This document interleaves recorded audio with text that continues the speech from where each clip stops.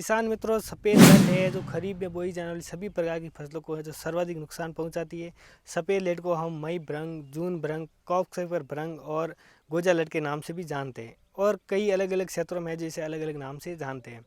तो यह कीट है जो खरीफ में बोई जाने सभी प्रकार की फसलों को नुकसान पहुंचाती है, जिसमें अपन मूंगफली ले ले, इसमें सर्वाधिक क्षति पहुंचाती है।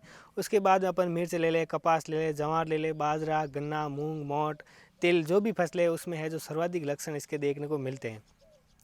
तो इस वीडियो हम फुल डिटेल में जानकारी लेंगे कि सफ़ेद लट का क्या लक्षण है, अपन इसकी किस प्रकार पहचान करें, इसका किस प्रकार नियंत्रण करें, इसको मिट्टी में फैलने से किस प्रकार रोकें, यानी ए टू जेड जानकारी हम इस वीडियो में डिस्कस करने वाले हैं।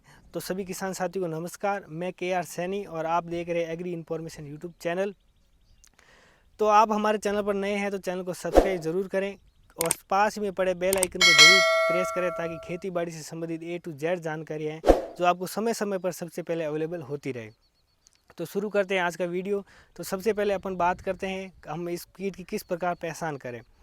तो इस कीट का जो लार्वा होता है जो अंग्रेजी के सी आकार का होता है, अपन जब भी फील्ड में पौधे देखें तो पौधा ऊपर से पीला पीला दिखाई दे और जब अपन उसको उखाड़ते हैं तो वो आसानी से उगड़ जाता है। तो हमें पता चल जाता है कि इसमें है जो सफ़ेद लट का अटैक हो चुका है और पास में अपन मिट्टी को खोदेंगे तो वहाँ पर हमें है जो इसका लार्वा दिखाई देखने को मिलता है। तो इसका जो जबड़ा है वो हल्के भूरे रंग का होता है और जो इसके टांगे होते हैं वो बहुत ही ज़्यादा होते हैं और जो बाहर जो इसका जो दूसरा शरीर होता है वो सफ़ेद रंग का होता है। तो इस प्रकार अपन है जो इसकी पहचान कर सकते हैं। तो किसान मित्रों, अब बात करते हैं इसके जीवन चक्र की। तो सफ़ेद लट के जीवन चक्र में 4 अवस्थाएं होती है, जिसमें पहला होता है अंडा, दूसरा होता है लार्वा, तीसरा प्यूपा और चौथा होता है एडल्ट। तो इस प्रकार इसकी जो 4 स्टेज में जो लार्वा और जो एडल्ट होती है वो है जो फसलों को सर्वाधिक नुकसान पहुंचाती है।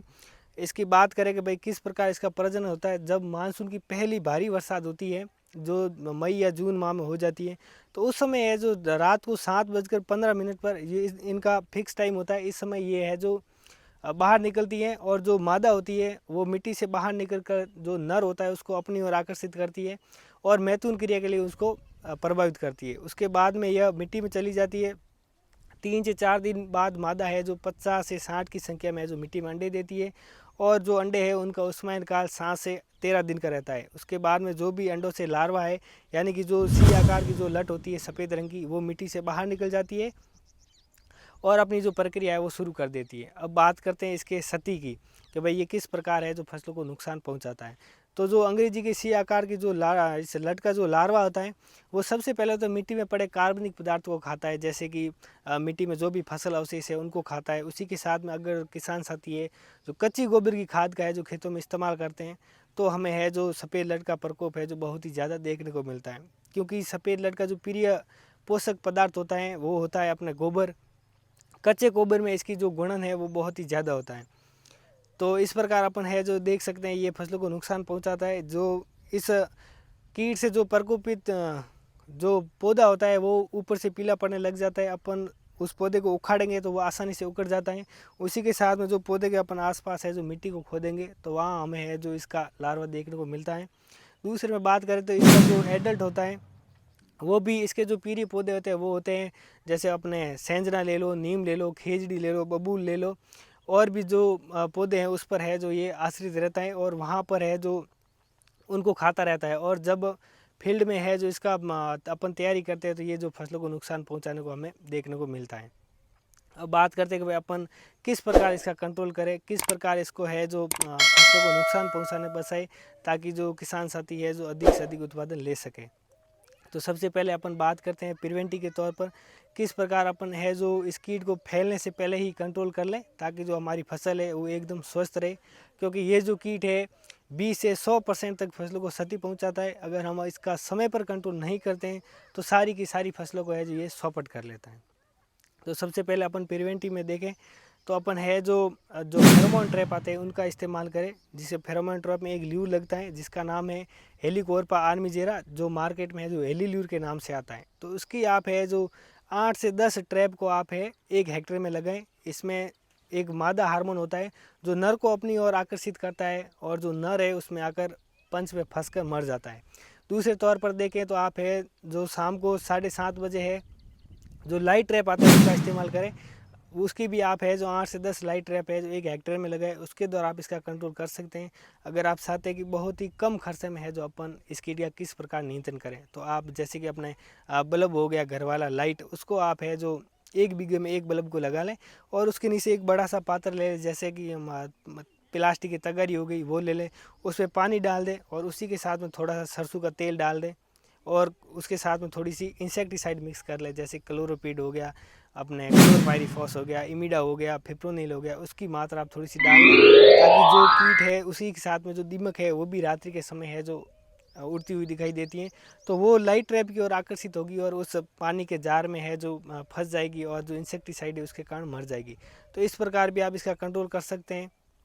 और दूसरे तौर पर देखें तो कई किसान साथी है अपन जो एरिया के जो किसान है उनको मिलकर है जो इस कार्यक्रम को करना चाहिए।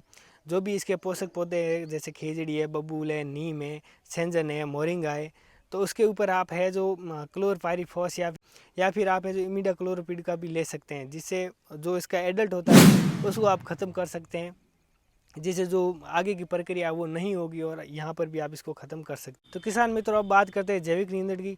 तो जैविक नियंत्रण में इस कीट का नियंत्रण करने के लिए आप है जो मेटाराइजिम एनिसोफिले, इसकी आप है जो 4 से 5 किलोग्राम मात्रा को है जो 100 किलोग्राम गोबर में मिक्स कर लें। उसके बाद में उस गोबर को 3 से 4 दिन के लिए ठंडे क्षेत्र में रखें।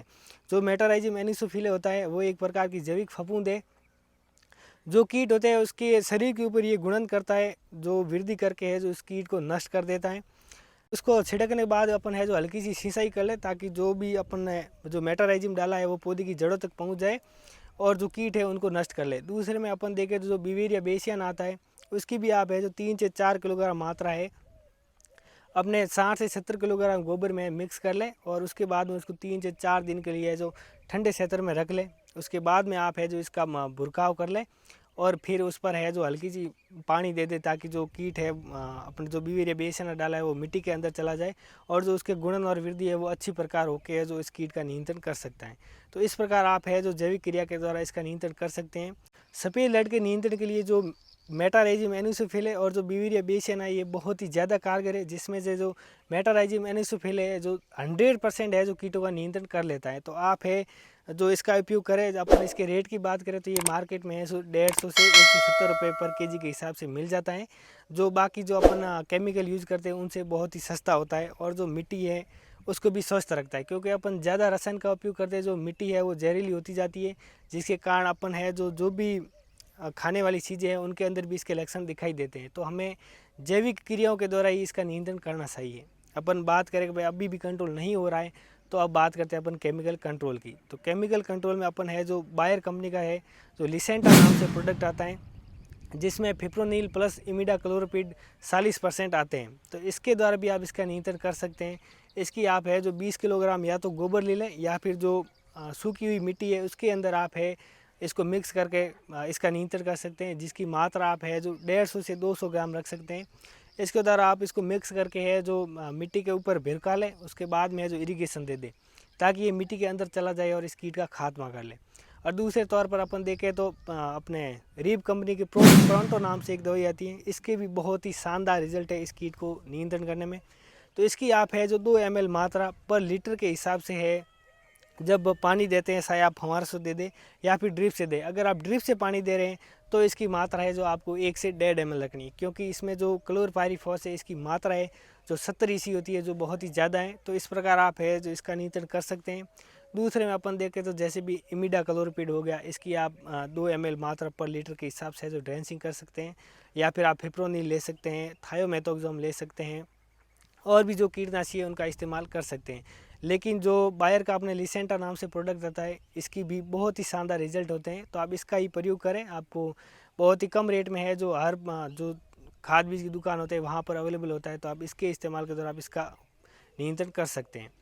तो किसान साथियों, ये तो थी सफ़ेद लट के बारे में A to Z जानकारी। अभी भी आपको कोई कमी लग रही है या फिर दूसरी जानकारी चाहिए तो आप कमेंट ज़रूर करें, मैं उसका रिप्लाई दूंगा। खेती बाड़ी की ऐसी इंटरेस्टिंग वीडियो देखने के लिए आप हमारे यूट्यूब चैनल को सब्सक्राइब करें, वीडियो को शेयर करें ताकि किसान साथी है जो इस समस्या से छुटकारा पा सकें। धन्यवाद।